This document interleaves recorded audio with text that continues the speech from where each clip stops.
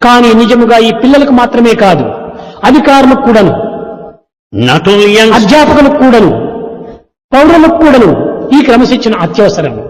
men in authority, the teachers and citizens also should follow. పెద్దలను చూసినప్పుడు ఏ విధంగా మనము గౌరవించాలి, How should we respect elders? ఎవరి ముందు ఏ విధంగా మనం కూర్చోవాలి, In what way should we sit in front of people? ఈ విధమైనటువంటి యొక్క చిన్న చిన్న విషయం ఎందుకు కూడాను మనం క్రమశిక్షణను చక్కగా పాటించాలి. In these small matters, we should observe discipline clearly. చాలా మంది చిన్న పిల్లలు కూర్చుంటుంటారు, Many children sit. ఒక విధమైనటువంటి యారో మాదిరి కూర్చుంటారు.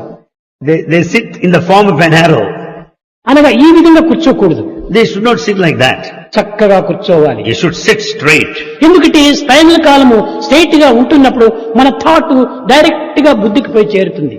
Because when you sit straight through the spinal column, the thoughts will reach. కనుక ఏకాగ్రత Straight అనేది intellect. అతి స్వల్ప కాలం లోపలనే మనం ఏకాగ్రతను పొందవచ్చు. It's quite easy to attain concentration.